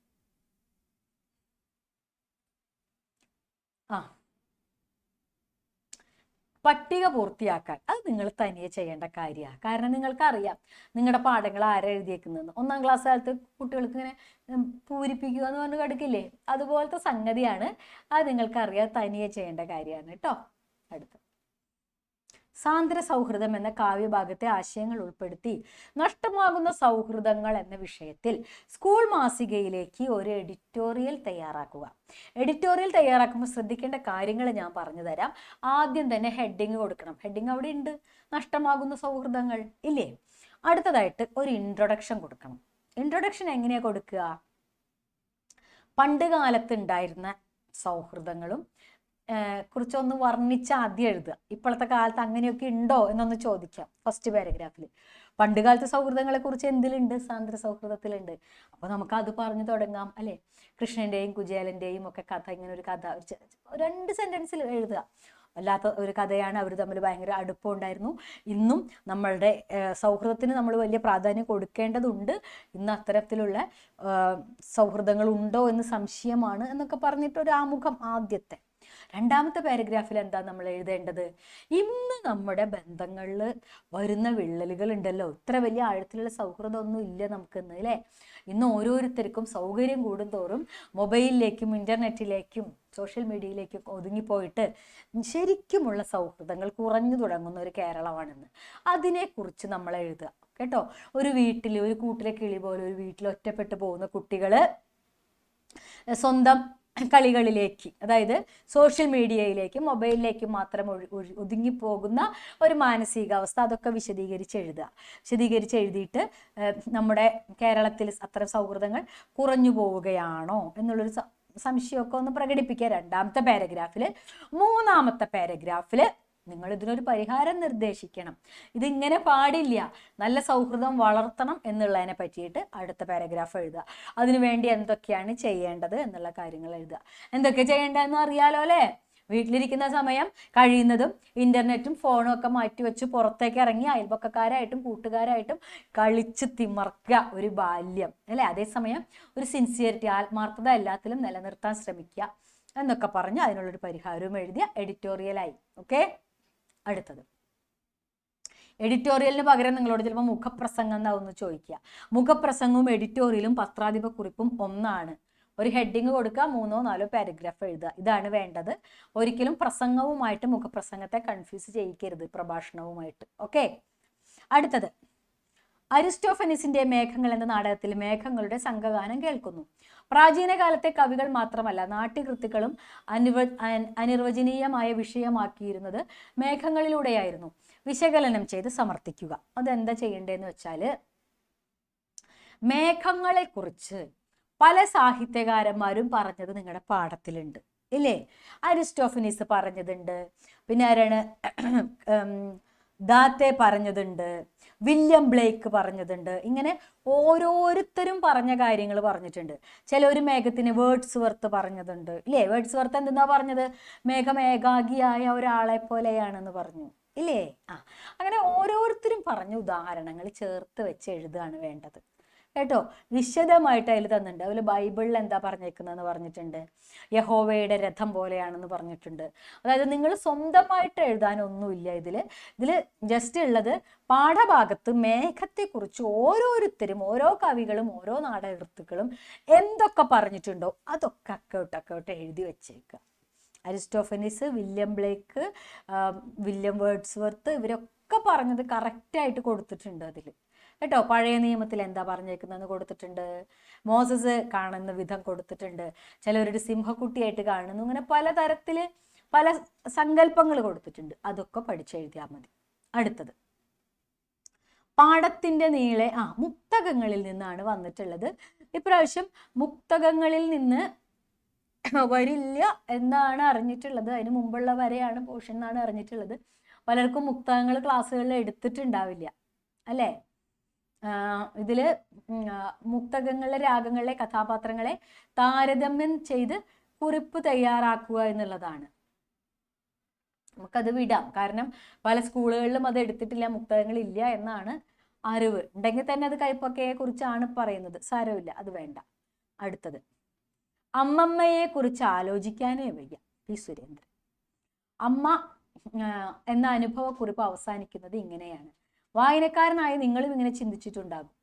വർത്തമാനകാല അനുഭവങ്ങളുമായി ബന്ധിപ്പിച്ച് ലേഖകന്റെ അഭിപ്രായത്തെക്കുറിച്ചൊന്ന് വിശകലനം ചെയ്യുക. അതായത് അമ്മമ്മയുടെ സ്വഭാവ നിരൂപണം നമ്മൾ പഠിച്ചു. വേറെ ഒന്നും എഴുതാൻ കിട്ടണമെങ്കിൽ അത് തന്നെ എഴുതി വെച്ചിട്ട് ഇന്നത്തെ കാലത്ത് വയസ്സായവർക്ക് നേരെയുള്ള ഒരു മനോഭാവം ഉണ്ടല്ലോ ആളുകളുടെ, വൃദ്ധസദനത്തിലൊക്കെ കൊണ്ടാക്കുന്നത്, അതും കൂടി കൂട്ടിച്ചേർത്ത് എഴുതി വെച്ചാൽ മതി കേട്ടോ. ആ പാഠത്തിന്റെ സമ്മറി എഴുതുക. ഇന്നത്തെ കാലത്ത് വൃദ്ധരോടുള്ള നിങ്ങളുടെ യുവതലമുറയുടെ ഒരു പ്രതികരണം എന്താണെന്നുള്ളതും എഴുതി വെക്കുക. അടുത്തത്, മുണ്ടകൻ കൊയ്ത്തു കഴിഞ്ഞ് മനസ്സും വൈക്കോലും സംഭരിച്ചു കഴിഞ്ഞോതി കർഷക ഹസ്തം പുതുവർഷത്തിൽ ചാലുകീറി വിളവെടുക്കാൻ കർഷകൻ മുന്നോട്ട് വന്നു. വട്ടന്റെ ചുണ്ടു ചുമന്നാൽ അത്തം മുറ്റത്തെത്തും. കേരളത്തിലെ കാർഷിക ജീവിതത്തിന്റെ സ്പന്ദനവും തുടർച്ചയുമാണ് നമ്മുടെ ആഘോഷങ്ങൾ, ഉത്സവങ്ങളും. സൂചനകളുടെ അടിസ്ഥാനത്തിൽ ലഘു ഉപന്യാസം നിറയ്ക്കുക. ഞാൻ മുമ്പ് പറഞ്ഞത് തന്നെ, നിങ്ങൾക്ക് ആകെ അറിയാവുന്ന നമ്മുടെ ആഘോഷങ്ങളും ഉത്സവങ്ങളും ഏതാ? ഓണം, വിഷു, തിരുവാതിര. അതിനെക്കുറിച്ച് അങ്ങ് കയ്യും മെയ്യും മറന്നങ്ങ് എഴുതിയേക്കുക. എഴുതാൻ അറിയാലോ അല്ലേ? ഓണത്തെക്കുറിച്ചൊക്കെ എഴുതാൻ നല്ല സുഖമല്ലേ? നമ്മുടെ കർഷക ജീവിതത്തിന്റെ സ്പന്ദനം അതിലുണ്ടെന്ന് വെച്ചാൽ, കൊയ്ത്ത് കഴിഞ്ഞ് സമൃദ്ധമായിരിക്കുമ്പോഴാണ് മിക്കവാറും എല്ലാ ഉത്സവങ്ങളും വരിക നമുക്ക് ആഘോഷിക്കാൻ വേണ്ടിയിട്ട്. ആ ഒരു സൂചന കൊടുത്തിട്ട് ഓണം, വിഷു, തിരുവാതിര ഇതിനെക്കുറിച്ച് വിശദമായിട്ട് എഴുതിക്കൊള്ളാം. ഓക്കെ, അടുത്തത് അമ്മമ്മയുടെ കഥാപാത്ര നിരൂപണം നമ്മൾ ഓൾറെഡി പറഞ്ഞു കഴിഞ്ഞു. അടുത്തത് കവിതാഭാഗത്തിന് ആസ്വാദനം തയ്യാറാക്കുക. അത് നിങ്ങൾക്ക് മലയാളത്തിൽ അത്ര കഴിവുണ്ടെങ്കിൽ സ്വയം ചെയ്യേണ്ടതാണെന്ന് ഞാൻ പറഞ്ഞു. അപ്പൊ നമുക്ക് അടുത്ത ക്വസ്റ്റ്യൻ പേപ്പറിലേക്ക് കിടക്കാം. സോറി, നമുക്ക് പുതിയ ക്വസ്റ്റ്യൻ പേപ്പർ കേട്ടോ. മാതൃക പോലെ എഴുതുക. ഊഹിച്ചെടുത്തു, ഊഹിച്ച് പ്ലസ് അടുത്തു. ഊതിക്കെടുത്തി, എങ്ങനെയാ? ഊതി പ്ലസ് കെടുത്തി അല്ലെ. വാൽക്കണ്ണാടി എങ്ങനെയാ വിഗ്രഹിച്ച് എഴുതുക? വാലുള്ള കണ്ണാടി കയ്യിൽ ഇങ്ങനെ പിടിച്ചിട്ടാണല്ലോ നമ്മൾ കാണുക അതിന്റെ വാലില്. ഓക്കെ. അരുണൻ അസ്തമിച്ചതും മറന്നില്ലല്ലേ. അടിവരയിട്ട പദത്തിന് അരുണന് സമാനമായ പദം ഏതാ മക്കളെ? അരുണന് സമാനമായത് ഇനൻ കേട്ടോ. അരുണൻ എന്ന് വെച്ചാൽ സൂര്യൻ എന്നാണ് അർത്ഥം. ഇനനും സൂര്യനാണ്. അടുത്തത് വിതുമ്പി നിൽക്കുന്ന എന്ന പ്രയോഗം നൽകുന്ന അർത്ഥസൂചന ഒറ്റ വാക്യത്തിൽ എഴുതുക. എന്താ? പെയ്യാൻ വിതുമ്പി നിൽക്കുന്ന. വിതുമ്പി നിൽക്കുന്ന എന്ന് വെച്ചാൽ എന്താണ് അർത്ഥം? ഇപ്പൊ പെയ്യും എന്ന മട്ടിൽ നിൽക്കുന്നു കേട്ടാ. ഇപ്പൊ സംഭവിക്കുക എന്നുള്ള മട്ടിൽ നിൽക്കുക, അതാണ് അതിന്റെ അർത്ഥം. അടുത്തത് ആരാമത്തിലെ പൂച്ചെടിയും മതിൽ വിടവിലെ പാഴ്ചെളിയും ഇനകരങ്ങൾക്ക് തുല്യോത്സവങ്ങളാണ്. ഇവിടെ പ്രകൃതി നൽകുന്ന പാഠം എന്താണ്? സമഭാവന. ഓക്കെ. പൂന്തോട്ടത്തിലെ ചെടിയായാലും കുഴപ്പമില്ല, മതിൽ വിടവിലെ കുഞ്ഞു ചെടിയായാലും കുഴപ്പമില്ല, സൂര്യൻ രണ്ടിനും ഒരുപോലെ സൂര്യപ്രകാശം നൽകും അല്ലെ. അല്ലാണ്ട് പൂന്തോട്ടത്തിലെ നല്ല ഓർക്കിഡ് പുഷ്പമാണ്, ഞാനൊരു ഇത്തിരി വൈറ്റമിൻ ഡി കൂടുതൽ കൊടുത്തോളാം സൂര്യൻ തൽക്കോ വിചാരിക്കോ? ഇല്ല, എല്ലാം സൂര്യൻ ഒരുപോലെയാണ്. സമഭാവന. അടുത്തത് സമാനമായ താളമുള്ള ഈരടി കണ്ടെത്താനാണ് പറഞ്ഞിരിക്കുന്നത്. വായിച്ചു നോക്കി കണ്ടെത്തേണ്ട സാധനമാണ് കേട്ടോ.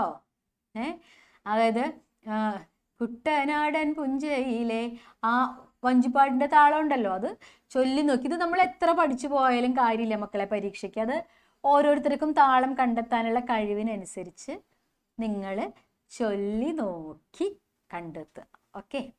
അടുത്തത് തിരുമേനി ഒന്ന് മാറിയിരിക്കണേ, അവൻ ആളാകെ മാറിയിരിക്കുന്നു എന്നുള്ള പദങ്ങളുണ്ടല്ലോ. അത് രണ്ട് സെന്റൻസിലും ഒരേ വാക്കുകളാണ് തന്നിരിക്കുന്നത്, പക്ഷെ വ്യത്യസ്തമായ അർത്ഥമാണ്. അതാ ചോദിച്ചിരിക്കുന്നത് എങ്ങനെയാണ്. എന്താ? ആദ്യത്തേല് നീങ്ങിയിരിക്കണേ എന്നർത്ഥം. തിരുമേനി ഒന്ന് മാറിയിരിക്കണം എന്ന് വെച്ചാൽ തിരുമേനി ഒന്ന് ഇവിടുന്ന് അങ്ങോട്ട് നീങ്ങിയിരിക്കണം എന്ന് അല്ലേ. മറ്റേതോ അവനാളാകെ മാറി എന്ന് വെച്ചാൽ എന്തോ അവനിൽ ഭയങ്കര മാറ്റം സംഭവിച്ചു. ഒരാളിൽ തന്നെ ഉണ്ടാകുന്ന മാറ്റത്തെയാണ്. മറ്റേത് സ്ഥലം ഇത്തിരി മാറിയിരിക്കണതിനെയാണ് സൂചിപ്പിക്കുന്നത്. അടുത്തത് ഇത് നമ്മൾ 8ാമത്തെ ചോദ്യം നമ്മൾ പ്രീവിയസ് ക്വസ്റ്റ്യൻ പേപ്പറിൽ ആൻസർ ചെയ്തതാണ്. സെയിം ക്വസ്റ്റ്യൻ വന്നിട്ടുള്ളതാണ്, അതുകൊണ്ട് അത് പറയണില്ല കേട്ടോ. അടുത്തത്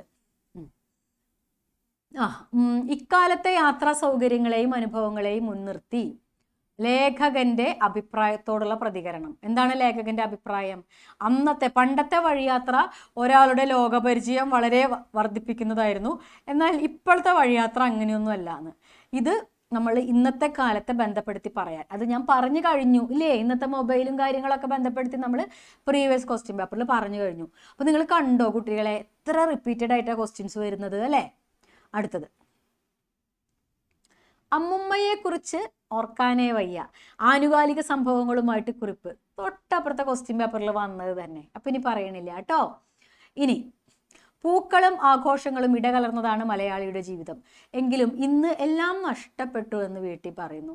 എല്ലാം നഷ്ടപ്പെട്ടു എന്ന് നിങ്ങൾ കരുതുന്നുണ്ടോ? സ്വന്തം അഭിപ്രായം എഴുതുക. പണ്ട് കാലത്ത് കേരളത്തിൽ ധാരാളം പൂക്കൾ ഉണ്ടായിരുന്നു എന്ന് വീട്ടിയേട്ടത് ഒരുപാട് പറഞ്ഞു ഇല്ലേ. പിന്നെ പണ്ടത്തെ ഒരുപാട് ഉത്സവങ്ങളെക്കുറിച്ചും ആഘോഷങ്ങളെക്കുറിച്ചൊക്കെ പറഞ്ഞു. ഇന്ന് അതൊക്കെ പോയതായിട്ട് നിങ്ങൾ കരുതുന്നുണ്ടോ? അത് നിങ്ങളുടെ അഭിപ്രായം എഴുതാൻ പറയുന്നത്. പണ്ടത്തെ പോലെയല്ല ഇന്ന്, അത് സമ്മതിച്ചു. പക്ഷെ ഇന്നും അങ്ങനെ എല്ലാം നഷ്ടപ്പെട്ടോ? നഷ്ടപ്പെട്ടതിന് പകരം നമുക്കൊന്ന് കുറേ കാര്യങ്ങളില്ലേ? പണ്ടത്തെ പോലെയല്ല ആഘോഷം എന്നുണ്ടെങ്കിലും നഷ്ടപ്പെട്ടു എന്നാണ് തോന്നുന്നതെങ്കിൽ നിങ്ങൾക്ക് അത് എഴുതാം. അതല്ല, പുതിയ കാര്യങ്ങൾ വന്നു, പുതിയ രീതിയിൽ നിങ്ങൾ ആഘോഷിക്കുന്നുണ്ട് എന്നാണ് അഭിപ്രായമെങ്കിൽ നിങ്ങൾക്ക് അങ്ങനെ എഴുതാം. രണ്ടും എഴുതാം. എൻ്റെ അഭിപ്രായം ചോദിച്ചാൽ കുറേയൊക്കെ ഞാൻ പറയാം നഷ്ടപ്പെട്ടു എന്നാണ്. ഒരുപക്ഷെ ഞാനൊക്കെ പഴയ തലമുറയിലുള്ള ആളായതുകൊണ്ടായിരിക്കാം. കാരണം പണ്ട് കാലത്തെ പൂക്കൾ, ആഘോഷങ്ങൾ, അന്നത്തെ ഒത്തൊരുമ, അന്നത്തെ സന്തോഷം എന്നൊക്കെ വെച്ചാൽ അത് മനുഷ്യബന്ധങ്ങളിൽ അടിസ്ഥാനപ്പെടുത്തിയിട്ടുള്ള സന്തോഷങ്ങളായിരുന്നു അന്ന്. എല്ലാവരും ഒത്തുകൂടുക, ഭയങ്കര രസകരമായിട്ട് ഓണം ആഘോഷിക്കുക അല്ലേ. ചിലപ്പോൾ അത്ര വില പിടിച്ച ഓണക്കോടി ഒന്നും എടുക്കാൻ പറ്റിയില്ല. പക്ഷെ എന്നാലും ഉള്ളത് വെച്ച് വളരെ സന്തോഷമായിട്ട് അങ്ങോട്ടും ഇങ്ങോട്ടും ഒക്കെ യാത്ര പോയി, ആ മാമൻ്റെ വീട്ടിൽ പോയി നിന്ന് ഇവിടെ വന്ന് നിന്ന് തൊടിയിൽ നിന്ന് പൂക്കൾ പറിച്ചെടുത്ത് ആഘോഷിച്ചിരുന്ന ആ ഓരോ ഓണം ഉണ്ടല്ലോ, അതിന് വല്ലാത്തൊരു സന്തോഷം ഉണ്ടായിരുന്നു. ഇന്ന് പക്ഷെ നിങ്ങളുടെ സന്തോഷം നിങ്ങളുടെ മനുഷ്യബന്ധങ്ങളുടെ ഇഴയെടുപ്പത്തിലല്ല അല്ലേ. ഇന്നത് അടിസ്ഥാനപ്പെടുത്തുന്നത് നിങ്ങൾക്ക് കിട്ടുന്ന സൗകര്യങ്ങളുടെ അടിസ്ഥാനത്തിലാണ്. എന്തെല്ലാം പുതിയ സാധനങ്ങളാണ് കഴിഞ്ഞ ഓണത്തിനേക്കാളും ഈ ഓണത്തിൽ കൂടുതൽ മേടിച്ചത് അല്ലേ. കഴിഞ്ഞ വർഷം മേടിച്ച ബ്രാൻഡിനേക്കാളും എത്ര നല്ല ബ്രാൻഡാണ് ഇന്ന് മേടിച്ചതെന്നുള്ളതിൻ്റെ അടിസ്ഥാനത്തിലാണ് നിങ്ങളുടെ സന്തോഷം. അപ്പം നഷ്ടപ്പെട്ടു എന്ന് പറയാൻ പറ്റില്ല. കാര്യം മാറി, രൂപം മാറി സന്തോഷത്തിൻ്റെ, അങ്ങനെ പറയാൻ പറ്റുള്ളൂ അല്ലേ. നിങ്ങളുടെ അഭിപ്രായം എഴുതിക്കോളാം കേട്ടോ. അടുത്തത് മേഘം അത്ഭുതകരവും മനോഹരവുമായൊരു പ്രതിഭാസമായി KP അപ്പൻ കാണുന്നതിൻ്റെ പൊരുൾ എന്ത്?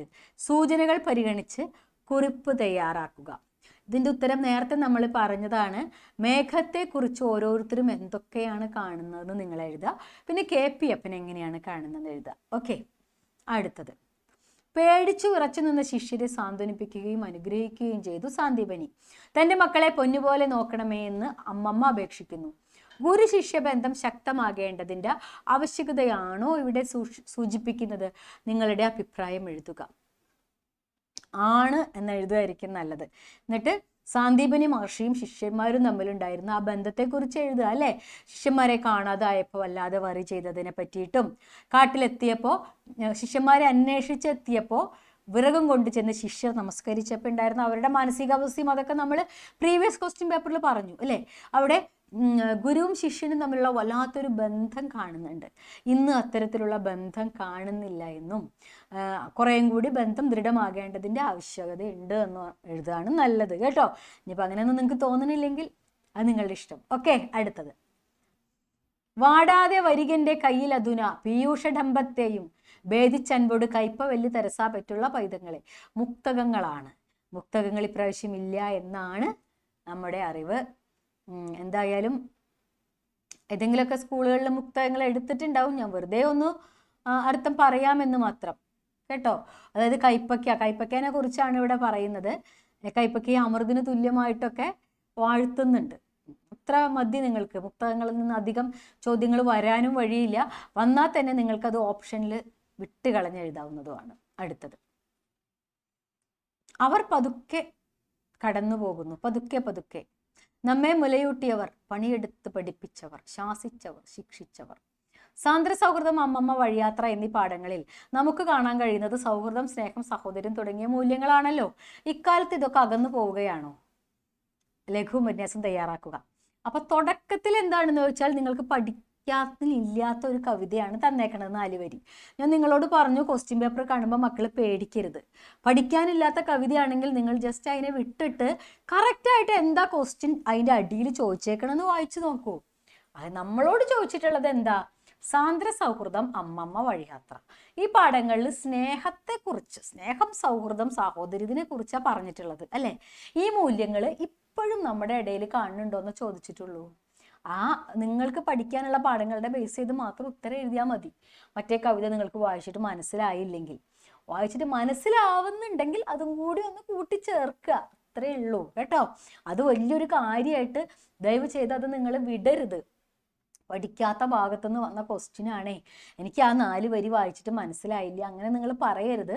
നിങ്ങൾ ആ വരികൾ നിങ്ങൾക്ക് മനസ്സിലായില്ലെങ്കിലും ഒന്നും പേടിക്കാനില്ല, നിങ്ങളതങ്ങ് വിട്ടേക്ക്. പഠിക്കാനുള്ള പാഠത്തിനെ ബേസ് ചെയ്തിട്ട് ഉത്തരം എഴുതിയാലും മാർക്ക് കിട്ടും. എളുപ്പമാണ് അല്ലെ? ഏറ്റവും എളുപ്പമുള്ള ചോദ്യമാണ്. സാന്ദ്ര സൗഹൃദത്തിൽ എങ്ങനെയാണ് 2 പേര് തമ്മിലുള്ള സൗഹൃദത്തെ വിശേഷിപ്പിച്ചിരിക്കുന്നതെന്ന് വിശദീകരിച്ച് ഒരു പാരഗ്രാഫ് എഴുതുക. അമ്മമ്മയുടെ കഥയും ചുരുക്കി ഒരു പാരഗ്രാഫ് എഴുതുക. വഴിയാത്രയിൽ ആളുകൾ തമ്മിലുള്ള അടുപ്പം യാത്രയിലൂടെ എങ്ങനെ ഉണ്ടാവുന്നു എന്നുള്ളതിനെ ചുരുക്കിയിട്ടും ഒരു പാരഗ്രാഫ് എഴുതുക. അപ്പം തന്നെ 3 പാരഗ്രാഫായി. 4ാമത്തെ പാരഗ്രാഫിൽ ഈ 3 പാഠങ്ങളിലും പറഞ്ഞിട്ടുള്ളത് പോലത്തെ സ്നേഹവും സൗഹൃദവും ഒന്നും ഇപ്പം ഇല്ല. മനുഷ്യർ തമ്മിൽ ഇപ്പോൾ കുറേ കാബഡി ഉണ്ട്, അവർ തമ്മിൽ പണ്ടത്തെ പോലത്തെ സൗഹൃദം ഒന്നും ഇല്ല, പഴയ പോലത്തെ സൗഹൃദം വരണം എന്നും കൂടി എഴുതി വെച്ചാൽ ഫുൾ മാർക്ക് കിട്ടും അല്ലേ? അപ്പം ഏറ്റവും എളുപ്പത്തിൽ നോക്കൂ, 6 മാർക്കിൻ്റെ ക്വസ്റ്റ്യനാണ്. ഏറ്റവും എളുപ്പത്തിൽ ഫുൾ മാർക്ക് മേടിക്കാവുന്ന ഒരു ക്വസ്റ്റ്യനാണിത്. 3 എണ്ണത്തിൻ്റെയും സമ്മറി എഴുതി വെച്ചിട്ടുണ്ടെങ്കിൽ അല്ലേ? അത്ര എളുപ്പമുള്ള ഒരു ചോദ്യമാണ്. നിങ്ങൾ പലപ്പോഴും എന്ത് ചെയ്യുക, ആദ്യത്തെ 4 വരി വായിച്ചിട്ട് ഈശ്വര ഇതെന്താ കഥ എന്ന് ആലോചിച്ച് വിടുക.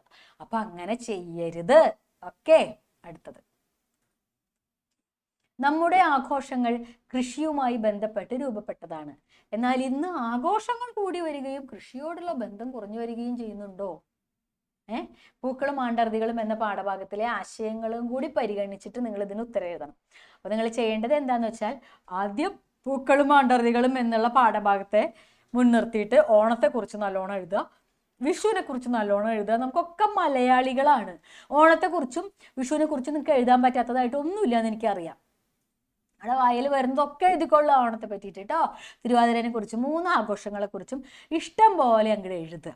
എഴുതിയിട്ട് പറയാ ഈ 3 ആഘോഷങ്ങളും കൃഷിയുമായി ബന്ധപ്പെട്ടിട്ടുള്ളതാണ്. എന്നാൽ ഇന്ന് നമ്മുടെ സമൂഹത്തിൽ കൃഷി ഇല്ലാണ്ടായി തുടങ്ങിയിരിക്കുന്നു. പാടങ്ങളൊക്കെ നികത്തി വീട് വെക്കുകയാണ്, കൃഷി കുറഞ്ഞു വരുന്നു. എന്നാലോ നമ്മൾ ആഘോഷിക്കാൻ ഭയങ്കര മിടുക്കരായി മാറുക. ബർത്ത്ഡേ മുതൽ വെഡിങ് ആനിവേഴ്സറി മുതൽ അല്ലേ, എല്ലാ കുഞ്ഞു കാര്യങ്ങൾക്കും പാർട്ടി നടത്താനും ആഘോഷിക്കാനും നമുക്ക് ഭയങ്കര ത്വരയാണ്. ആഘോഷം മാത്രമേ ഉള്ളൂ, കൃഷിയില്ല എന്നുള്ള അവസ്ഥയിൽ എത്തിയിട്ടുണ്ട്. പണ്ട് കാലത്ത് എങ്ങനെയാണെന്ന് വെച്ചാൽ, കൃഷി ചെയ്തിട്ട് അതിൽ നിന്നുണ്ടാകുന്ന വരുമാനം, ആ കാർഷിക വിളകളെ ആണ് നമ്മൾ ആഘോഷിക്കുന്നത്. അതിൻ്റെ അടിസ്ഥാനത്തിലാണ് ആഘോഷിക്കുന്നത്. ആ ആഘോഷത്തിനൊരു അർത്ഥമുണ്ട്. അല്ലാതെ തൊട്ടതിനും പിടിച്ചതിനും ആഘോഷം മാത്രം, അധ്വാനമില്ല എന്നുള്ള അവസ്ഥയാണെങ്കിൽ അത് വളരെ മോശമാണ് എന്ന് എഴുതുക. ഓക്കെ, ഇത് മുഖപ്രസംഗമായിട്ടാണ് എഴുതേണ്ടത് കേട്ടോ മക്കളെ. മുഖപ്രസംഗമായിട്ട് എഴുതുമ്പോൾ എന്താ ചെയ്യേണ്ടതെന്നൊക്കെ ഞാൻ പറഞ്ഞു തന്നു. ആദ്യം ഹെഡിങ്, അതിനുശേഷം ആമുഖം. ആദ്യത്തെ പാരഗ്രാഫിൽ ആ ആമുഖത്തിൽ ഉൾക്കൊള്ളിക്കുക നിങ്ങൾ എന്ത്, വിഷു, തിരുവാതിര, ഓണം എന്നിങ്ങനെ മലയാളിയുടെ പ്രധാന ആഘോഷങ്ങളുണ്ട്, ഇതൊക്കെ കൃഷിയുമായിട്ട് ബന്ധപ്പെട്ടതാണ്, അതൊക്കെ എങ്ങനെ ആഘോഷിക്കും എന്നുള്ള കാര്യങ്ങൾ ആദ്യത്തെ പാരഗ്രാഫിൽ. 2ാമത്തെ പാരഗ്രാഫിൽ ഇന്ന് നമ്മൾ അനാവശ്യമായിട്ട് എന്തെല്ലാം കാര്യങ്ങൾ ആഘോഷിക്കുന്നു അല്ലേ, അതിനെ പറ്റിയിട്ട് എഴുതി വെക്കുക. 3ാമത്തെ പാരഗ്രാഫിലാണ് ഇന്ന് നമ്മുടെ കൃഷി ഇല്ലാതാവുകയാണ് അല്ലേ, ആ പാടങ്ങൾ നികത്തുന്നു എന്നുള്ള കാര്യങ്ങളൊക്കെ എഴുതി വെക്കുക. എന്നിട്ട് അധ്വാനിക്കാതെ വെറുതെ ആഘോഷം മാത്രമായിട്ട് പോവുകയാണ്, അത് ഒരു സമൂഹത്തിന് ഗുണം ചെയ്യില്ല എന്നുള്ള കാര്യം എഴുതിയിട്ട് അതിനൊരു പരിഹാരമായിട്ട് വീണ്ടും നമ്മൾ കൃഷിയിലേക്കൊക്കെ തിരിച്ചു പോകണം എന്നുള്ള കാര്യം എഴുതി വെച്ചിട്ട് വേണം മുഖപ്രസംഗം അവസാനിപ്പിക്കാൻ. അപ്പോൾ ആദ്യത്തെ 3 പാരഗ്രാഫ് മസ്റ്റായിട്ട് വേണം. ആദ്യത്തെ പാരഗ്രാഫ് ആമുഖം, 2ാമത്തെ പാരഗ്രാഫിൽ ഇന്നത്തെ നമ്മുടെ അവസ്ഥ, 3ാമത്തെ പാരഗ്രാഫിൽ അത് എങ്ങനെ അതിനെ നമ്മൾ മറികടക്കണം, നമ്മൾ അതിന് ഉള്ള പരിഹാരങ്ങൾ എന്താണ്, ഇങ്ങനെയാണ് എഴുതേണ്ടത്. മനസ്സിലായല്ലോ? ആദ്യത്തെ പാരഗ്രാഫിൽ അപ്പോൾ ഓണം, വിഷു, തിരുവാതിര എന്നുള്ള ഉത്സവങ്ങളെ കുറിച്ച് നമ്മൾ എഴുതുക, നമ്മൾ എങ്ങനെയാണ് അത് ആഘോഷിക്കുന്നതെന്ന് എഴുതുക, അത് കൃഷിയുമായിട്ട് എങ്ങനെയൊക്കെ ബന്ധപ്പെട്ടിരിക്കുന്നു എന്ന് എഴുതുക. അടുത്തതിൽ നമ്മുടെ ഇന്നത്തെ പുതിയ ടൈപ്പ് ആഘോഷങ്ങൾ ഏതാണെന്ന് എഴുതുക. വലിയ കാമ്പില്ലാത്ത ആഘോഷങ്ങൾ അല്ലേ, അതിന് കൃഷിയുമായിട്ടൊരു ബന്ധമില്ല എന്നുള്ള കാര്യം എഴുതുക. അടുത്തതിൽ കൃഷിയിലേക്ക് നമ്മൾ എങ്ങനെയൊക്കെ തിരിച്ചു വരണം എന്ന് എഴുതുക. ഓക്കെ, അടുത്തത് ആസ്വാദനക്കുറിപ്പ്. പുറമേ നിന്നുള്ള ഒരു കവിതയ്ക്ക് തനിയെ വായിക്കുക, തനിയെ എഴുതുക. ഓക്കെ, അപ്പോൾ നമ്മൾ ക്വസ്റ്റ്യൻ പേപ്പേഴ്സ് ആൻസർ ചെയ്ത് കഴിഞ്ഞു. അപ്പോൾ നിങ്ങൾക്ക് ക്വസ്റ്റ്യൻ്റെ ഒരു മോഡൽ പിടികിട്ടിയെന്ന് വിചാരിക്കണോ? ഇല്ലേ? 1 മാർക്കിൻ്റെ ചോദ്യങ്ങൾ, 2 മാർക്കിൻ്റെ ചോദ്യങ്ങൾ, 4 മാർക്കിൻ്റെ ചോദ്യങ്ങൾ, 6 മാർക്കിൻ്റെ ചോദ്യങ്ങൾ, ഇങ്ങനെയാണ് വരുന്നത്.